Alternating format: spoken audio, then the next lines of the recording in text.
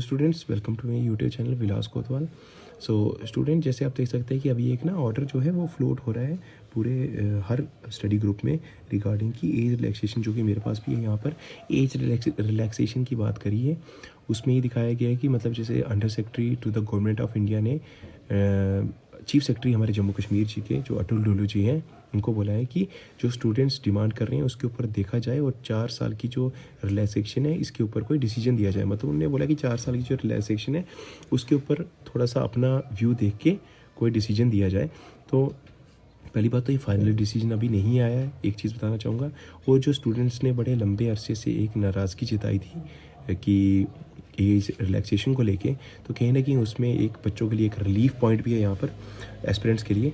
तो अब ये 2 साल होगा, 3 साल होगा या 4 ही साल होगा, वो तो चलो वक्त ही बताएगा, हमारे ऑफिशियल्स खुद डिसाइड करेंगे कि क्या बेस्ट है, तो उसके बाद ही आएगा। लेकिन कहीं ना कहीं स्टूडेंट्स को ये एक रिलीफ ज़रूर मिलेगा यहाँ से, क्योंकि 28 से ऊपर का जो भी स्टूडेंट होता है तो वो कहीं ना कहीं अपनी किस्मत की वजह से या कुछ भी को फॉर एनी रीजंस की वजह से वो कहीं ना कहीं डिले हो जाता है उनका ये जो सफ़र होता है गवर्नमेंट जॉब का। तो उनके लिए ये काफ़ी अच्छी न्यूज़ है।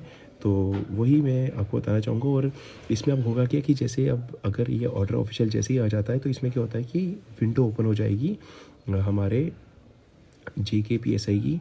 और उस विंडो में क्या है कि दोबारा से फॉर्म लगेंगे, जिन्होंने ऑलरेडी फॉर्म लगाए हैं वो वैसे ही रहेंगे, लेकिन अब इस स्लॉट के जो लोग हैं वो दोबारा फॉर्म लगा सकते हैं।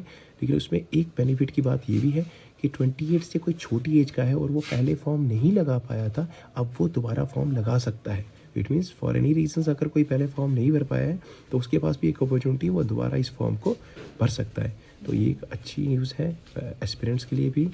तो और इससे क्या होगा कि अब जो एस्पिरेंट्स वगैरह हैं तो कहीं ना कहीं उनको टाइम भी मिलेगा, क्योंकि देखो इसकी दोबारा विंडो ओपन होगी तो इसकी जो एग्ज़ाम की डेट है वो अब थोड़ी देर बाद आएगी। मतलब थोड़ा सा डिले होगा, 15-20 दिन, महीना कह सकते हैं, ज़्यादा तो नहीं होगा। तो एक रिलीफ भी है, आपको अच्छा तैयारी करने का मौका मिला है। तो देखो अगर सेंटर ने इस इशू को समझा है तो कहीं ना कहीं स्टेट भी इस पर विचार करेगी और कोई ना कोई स्टूडेंट्स के फेवर में ही कुछ ना कुछ इसका जो है वो आउटकम आएगा।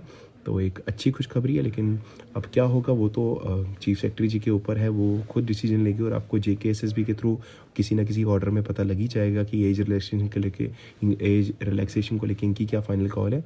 लेकिन मैं स्टूडेंट्स को यही कहना चाहूँगा कि तैयारी करो और ज़्यादा डिस्कशंस में मत रहो, छोटे छोटे पॉइंट्स को लेकर डिस्कशंस में ज़्यादा टाइम वेस्ट ना करो और अपना जो फोकस है उसको मत गवाओ।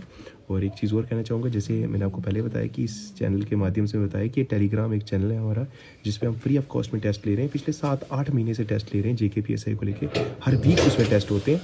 तो ज़रूर खुद को वहाँ पे एनरोल कीजिए, उस ग्रुप को ज्वाइन कीजिए और आप ही वो फ्री ऑफ कॉस्ट में टेस्ट दे सकते हैं। बाकी जो स्टूडेंट्स हैं सबको मेरी तरफ से ऑल द बेस्ट।